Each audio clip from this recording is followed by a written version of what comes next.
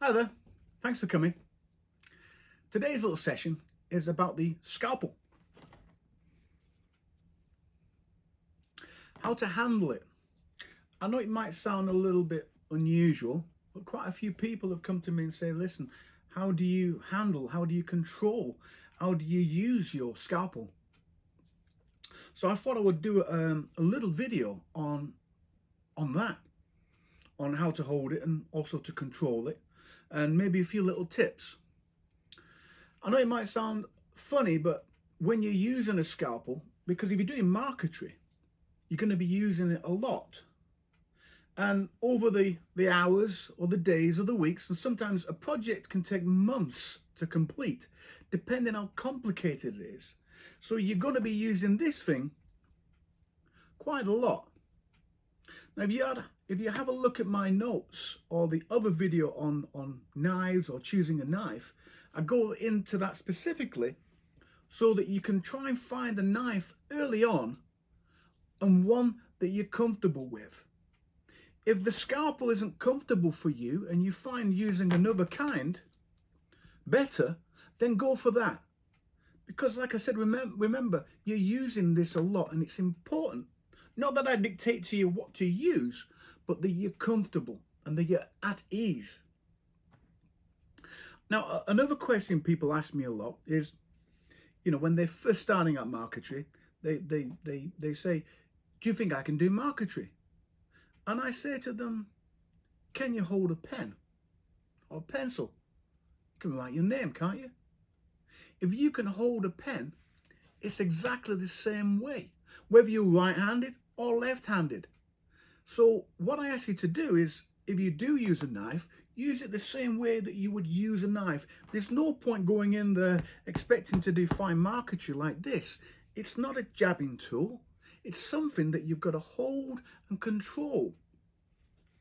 And that's why it's important that it is comfortable for you. Now I'm going to show you my way of doing this, and I'm sure there's other people who do it that way. Okay, so let's have a quick look. We have the blade,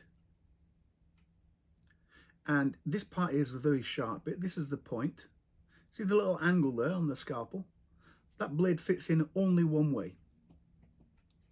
And I hold it like so, just like I would a pen. The other thing that you're going to have to use, or another thing, this is a tip really, is I use my little finger. You see, you can't really control a very good cut if you're up here like that.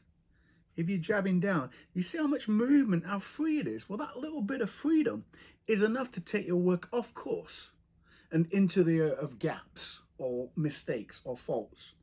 So to do it like so, it is not very good. But the moment you stick your finger out and bring it down a little bit, the more it sort of triangulates, the more that it's more stable. And that's what I use my little finger for.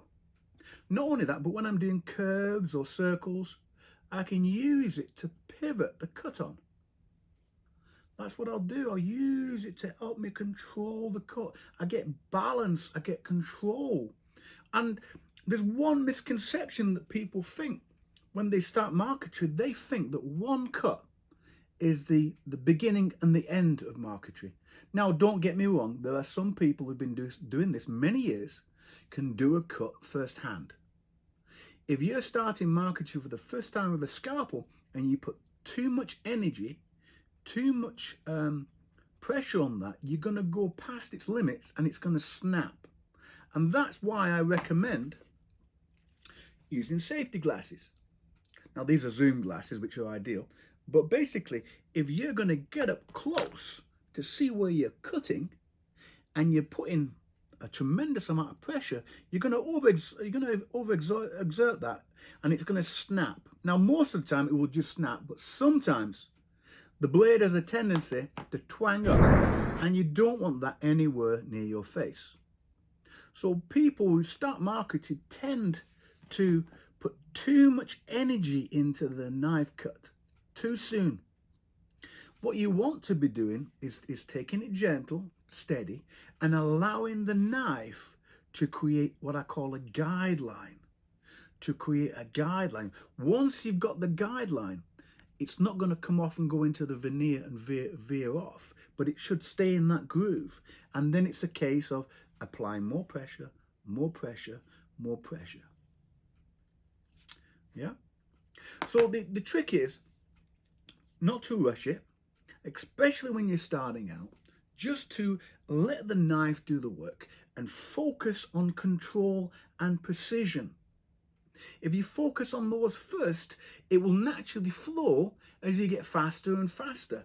But as you get faster and faster, you've already maintained that level of precision and neatness early on. So this is the way that I hold my knife. I use my little finger, and I always create a guide cut first of all.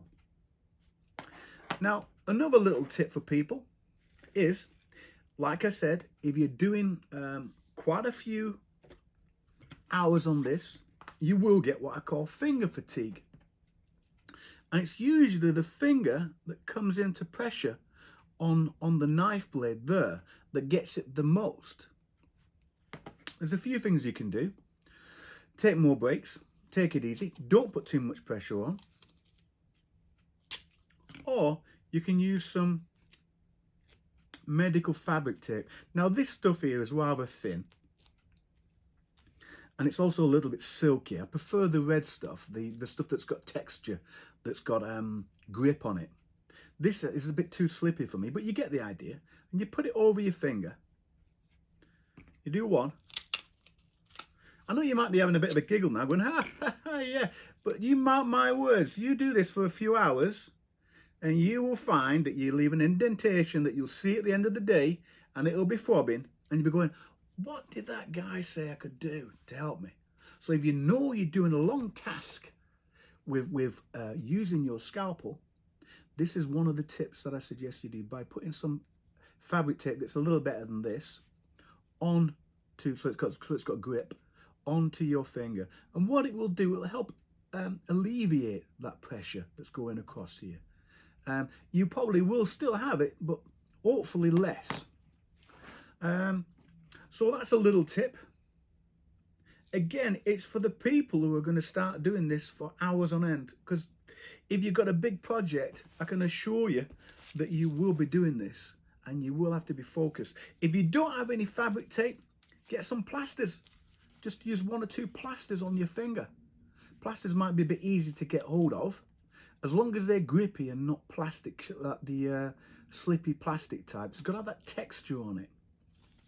Another tip that you can do with your scalpel blade, which I don't do, by the way, but you might see some marquetry masters, some people who do marquetry a lot, they wrap tape around, or fabric, or like material around the handle, so it's very cushioned. And they use that maybe to do like this, so it's, you know, they're using it a lot. I don't, but you can if you want. Again, it's like how you use it, how you feel comfortable with your scalpel, that's really important. Now, I do believe that is the tips on how to hold your scalpel in this particular YouTube video. I'd take the request to have a peek at some other videos. There might be some interesting tips in those too. You can find us on Instagram, Facebook and Reddit under Marquetry Help, or All About Marquetry. And of course, I'm here to help anybody who's struggling or having difficulties with picking up or learning marquetry. So please, give me a call, touch down, send me a line. And most of all, thanks for watching this video. See you in the next one.